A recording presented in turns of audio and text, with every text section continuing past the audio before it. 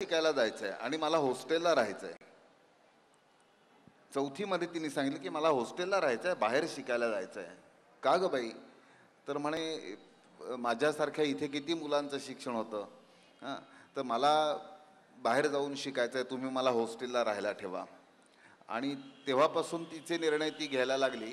ती पुढे इतकं झालं की 10वीत गेल्यानंतर तिने आईला सांगितलं की माझ्याकडनं तुम्ही 90-95% अपेक्षा करू नका, पण मला कुठचाही क्लास नको, मी टेक्स्टबुकवरती शिकेन आणि माझा अभ्यास मीच करेन, मला अबोव 80% मार्क्स मिळतील.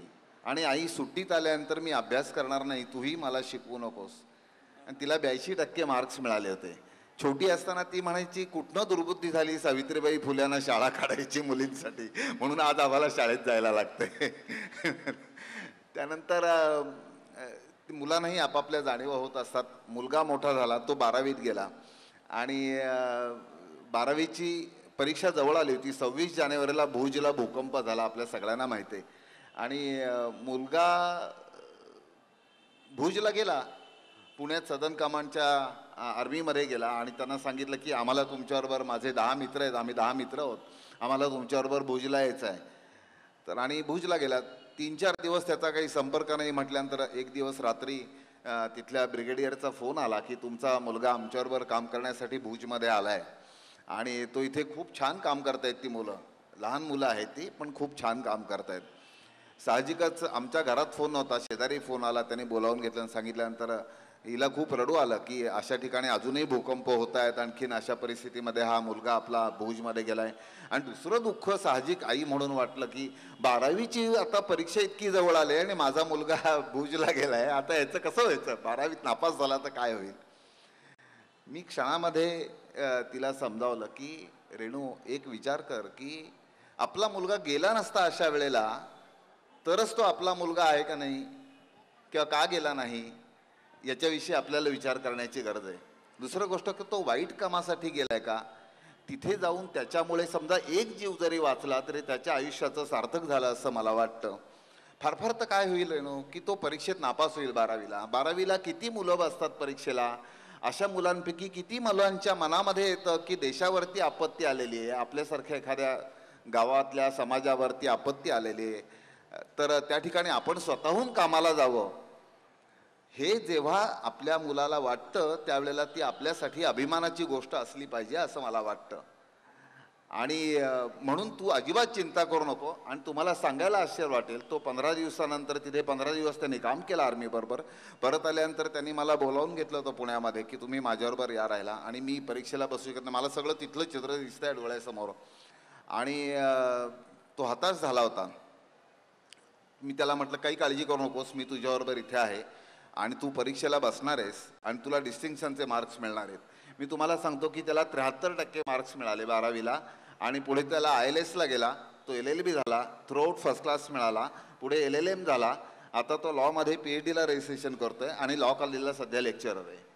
मी मुद्दाम थोडं विस्ताराने ही गोष्ट सांगितली की मुलांच्या समोर आपण जसे वागत असतो कुटुंबामध्ये, आणि आपले जसे व्यवहार असतात, स्वाभाविक व्यवहार जसे कुटुंबातले आपले असतात, ते दैनंदिन व्यवहारांवरती, आपल्या क्षणाक्षणावरती आपल्या मुलांचं लक्ष असतं. त्याचा इम्पॅक्ट आपल्या मुलांवरती होत असतो. आणि याची जाणीव ठेवून आम्ही पालक मंडळींनी जर वागलं तर त्याची खूपच चांगले प्रसारचिन्ह आपल्याला अनुभवायला येतील आणि त्याचा नक्कीच समाजाला फायदा होईल असं वाटतं. धन्यवाद. या अनुषंगानेच यांना मी विचारू इच्छितो की 6 महिन्याची असताना तिथे घेऊन गेला, त्यावेळेला तिला तुमच्याबद्दल आणि तुम्हाला तिचा अंदाज येणं शक्य नाही हे मी समजू शकतो. जरा कळायला लागल्यानंतर भुजपर्यंत जाणे इतपत त्यांच्यामध्ये एक स्वतःचं स्थान निर्माण होणं हेही कळू शकतं. मधल्या टप्प्यावर तुम्ही भोवताली जमा केलेली आणि तुमच्या घरातलीच झालेली जी शाळेतली मुलं होती त्यांच्यामध्ये तुमची मुलं कितपत मिसळत होती? कैवल्य 5वीत गेला ती गोष्ट सांग. आमचा मुलगा खरं म्हणजे 4थीपर्यंत शाळेतच गेला नाही आणि आम्हाला त्याचं अजिबात दुःख वाटलं नाही. कारण तो माझ्याबरोबर शाळेत यायचा, शाळेतल्या मुलांच्यात गप्पा, आज काय या पालकांच्या घरी गेलाय, उद्या त्यांच्या घरी गेलाय, आज याच्याकडे नाचणीची भाकरी खातोय. पण हे जे अनुभव तो घेत होता प्रत्यक्ष जगण्याचे, त्याच्यामुळे मला असं वाटतं की त्याच्यामध्ये अधिक संपन्नता आली, माणसं समजून घ्यायची संपन्नता आली आणि त्यांनी हे सगळं पाहिलं जगणं. आणि तुम्हाला खरंच गंमत सांगते की म्हणजे आम्ही खूप भाग्यवान आहोत या बाबतीमध्ये, की मला असं खूप वाईट वाटायचं की गॅदरिंग आलं की बाकीच्या आयात सगळी तयारी, स्कॉलरशिपची परीक्षा आणि नेमकं काहीतरी शाळेत असायचं. तर हा म्हटला, आई खरं म्हणजे तू आता, मी स्कॉलरशिपचे बाईंनी सांगितलं तुमचा मुलगा म्हणून मी फॉर्म भरला आहे, तर तू काही रजा अजिबात काढू नकोस आणि मी गणिताचा पेपर देईन असं नाही, तर तू काही येऊ नकोस. तशी मी म्हटलं मी येणार नाही, पण तू गणिताच्या पेपरला म्हणजे बसलास तर बरं होईल, येईल तेवढं काय ते सोडव. तर असं काही झालं नाही, म्हणजे तो गणिताच्या पेपरला बसलाच नाही. पण त्या काळामध्ये मुलांच्या या वाचनावर किंवा आमचं एक दिवसाचं ठरलेलं, आम्ही एक रुटीन ठरवलेलं होतं. कारण हा याचा दवाखाना आणि खूप बिझी असायचा, त्यामुळे आम्ही 5:30ला उठायचो. 5:30 ते 7 2 मुलांना घेऊन मी फिरायला जायचे. तेव्हा त्यांच्याशी खूप विषयावर गप्पा व्हायच्या.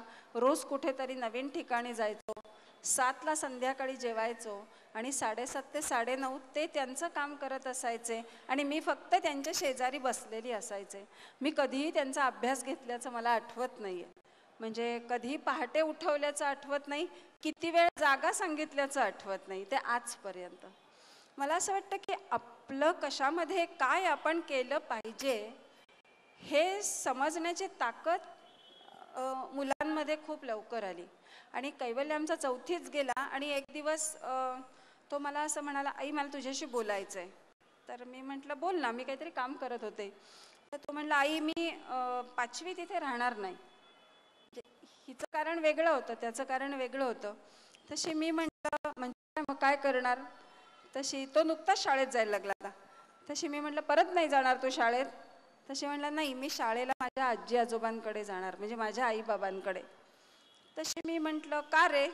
तशी म्हटलं आई इथे तू 300 मुलांची आई आहेस आणि आमच्यामध्ये तुझं सारखा जीव अडकतो आणि मग तुला काम नाही करता येत. त्यापेक्षा मी आजी आजोबांकडे गेल्यावर तेही मला शिकवतील, कारण तेही शिक्षकच आहेत, आणि तुलाही तुझं काम करता येईल. मला वाटतं हा किती समजूतदार म्हणजे पणा आहे. आणि हा आमच्याच मुलांमध्ये होता असं नाही, हा कुठल्याही मुलामध्ये असतो. फक्त हे समजूतदारपण एकमेकांच्यात त्याची देवाणघेवाण झाली तर हा समजूतदारपणा येऊ शकतो. चिखलगावच्या त्या सर्व शैक्षणिक उपक्रमांमध्ये काही क्रांतिकारी प्रयोगही तुम्ही केले, तर अगदी वेगळ्या स्वरूपाचं त्या शैक्षणिक कामाविषयीचं जरा, शाळा सोडून सुद्धा असलेलं उपक्रम. एक गोष्ट अशी की आम्ही आमच्या मनाला पहिल्यांदा प्रश्न विचारला. आता हे पहिल्यांदा आपल्यासमोर मी स्पष्ट करू इच्छिते की आम्ही जरी दोघं या ठिकाणी असलो तरी दोघं हे काम करूच शकत नाहीत. तर सगळ्यांना असं वाटलं पाहिजे, कारण शाळा म्हटल्यावर बाकीचे शिक्षक आले, पालक आले, विद्यार्थी आले, आजूबाजूचा समाज आला, अशी ही वर्तुळ आहेत सगळी. तर त्यांचं एकमेकांमध्ये सांगड हवी घालायला.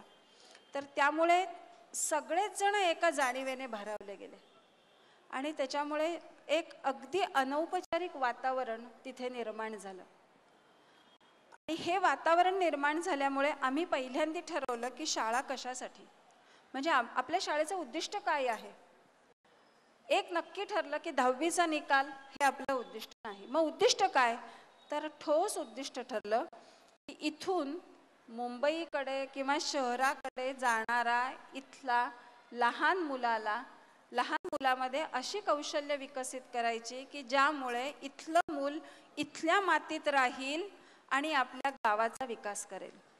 आता तुम्ही म्हणाल हे उद्दिष्ट ठरल्यावर असं काही लगेच झालं नाही की सगळी मुलं एकदम गावात थांबली. कारण मुळात शाळाच कशासाठी सुरू झाली, तर लोक एकत्र आली पाहिजेत आणि त्यांना आपल्याला काही सांगायचं आहे, त्यांच्याकडून काही शिकायचं आहे, त्यांना काय म्हणायचं आहे ते ऐकून घ्यायचं आहे आणि मग आपण काय करायचं आहे ते ठरवायचं आहे. मग याचं माध्यम काय, नुसतं लोकांना रोज संध्याकाळी एकत्र या तर ती काही कुठल्या पक्षाची वगैरे सभा नव्हे. तर मग आता माणसं एकत्र येणार कशी, तर मग म्हणून शाळा हे माध्यम केलं आम्ही. आणि मग हे शाळा हे माध्यम केल्यानंतर असं ठरवल्यानंतर मग आम्ही त्या सगळ्याचा अभ्यास केला. मग इथलं मूल मुंबईकडे जात आहे ते